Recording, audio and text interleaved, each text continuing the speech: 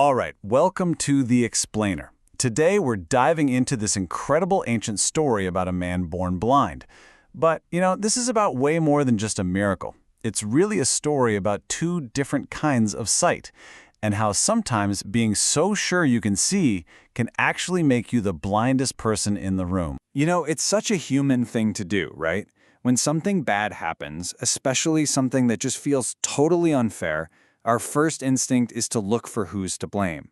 We just have to find a cause, a reason, someone to point the finger at. And bam, that's exactly where this story kicks off. You've got this man who's been blind his entire life. And what's the first question on everybody's lips?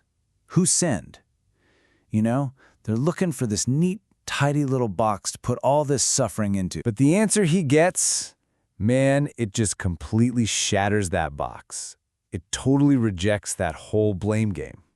Instead, it reframes the entire situation, pointing away from the past and looking toward a much, much bigger purpose that nobody saw coming. So this is where you see that huge shift in thinking. The disciples, they're stuck looking backward, right? They're trying to draw a straight line from some past sin to the man's suffering. But Jesus, he looks forward. He basically says, nope, this isn't about punishment. He says this happened so that the works of God could be put on full display. And then, right after that, he drops this absolute bombshell. While I am in the world, I am the light of the world. Whoa. He doesn't just talk about a solution. He says he is the solution, the direct answer to all this darkness, both the physical kind and, as we're about to find out, the spiritual kind too. Okay, so how exactly does the light of the world go about fixing blindness? Well, it's not just a snap of the fingers or a simple command. What happens next is, it's kind of strange. It's earthy, it's physical, and as we'll see, it is just loaded with symbolism. Let's be real, this whole process seems pretty bizarre at first. Spitting on the ground to make mud? What's that about? But according to the commentary on this story, nothing here is random.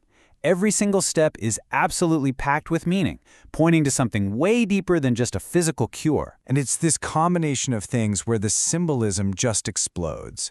So the commentary suggests the spittle from the mouth represents the Word of God. That word then has to mix with our humanity, our clayness, right? The earth. But even that's not the whole picture. The final step demands an act of obedience, going to wash in the pool of Siloam. And get this, the name Siloam literally means sent.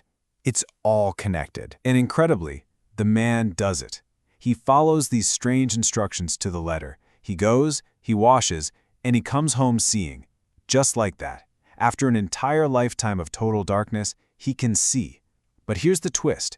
His real ordeal, the true test of his new sight, is only just getting started. So you'd think this amazing miracle would lead to a huge party, right? Nope, not even close. Instead, it sparks this full-blown crisis in the community, both socially and religiously. The guy who was just healed finds himself unbelievably on trial. And man, the pressure just keeps ratcheting up.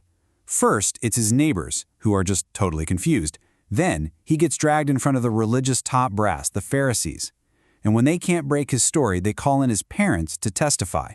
And when even that doesn't work, they haul him back in for a second round of grilling. It's relentless. So the authorities are just completely paralyzed. They're stuck. On the one hand, this healing happened on the Sabbath. That's breaking the rules, big time. So the healer has to be a sinner. But on the other hand, how on earth could a sinner perform a sign like this? It's undeniable. They're basically trapped inside their own rulebook, completely unable to process this incredible good thing that's happened right in front of their faces. So, faced with all this theological arguing and intense pressure, what does the man do?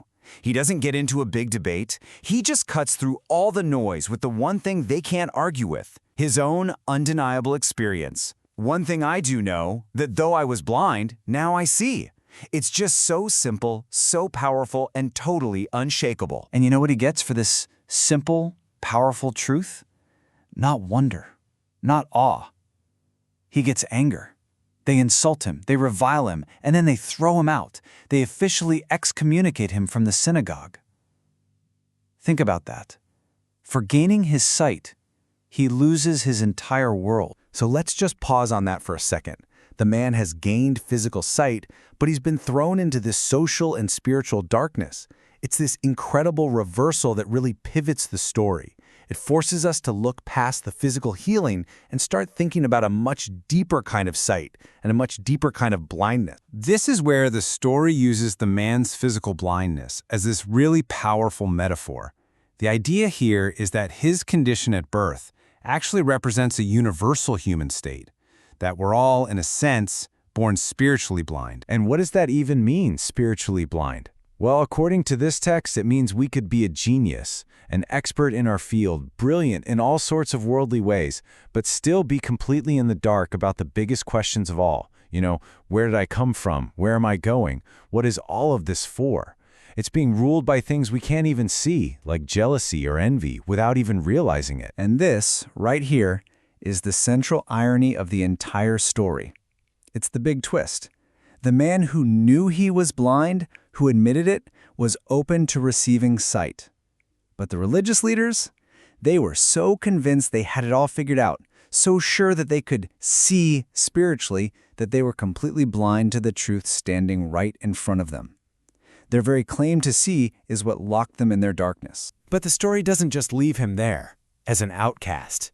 It's not over yet. There is one final, incredibly powerful encounter that brings his whole journey to its true and beautiful conclusion. So Jesus hears that they threw the man out, and what does he do? He goes and finds him. He seeks out this outcast, and he asks him this incredibly direct question. And notice the shift here. It's not about physical seeing anymore. It's about believing. It's about a different kind of sight altogether. Seeing with the heart. And in this moment, wow. The man's journey is finally complete. His physical sight, which is brand new, is now met with this profound spiritual insight. He gets it.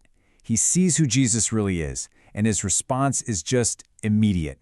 He worships. He's gone from a blind beggar to an outcast, and now to a worshiper. And this whole encounter builds to the story's final, pretty challenging punchline. Jesus says his very presence in the world works like a kind of judgment, a dividing line. It's designed to give sight to those who are humble enough to admit they don't have it, and to reveal the blindness of those who are too proud to admit they need it. And so the story leaves us with this really provocative question, one that we have to ask ourselves. What do I claim to see so clearly? What are my own blind spots? What are the things I'm so absolutely certain about, so sure that I see, that might actually be the very things keeping me from seeing a much deeper, more important truth?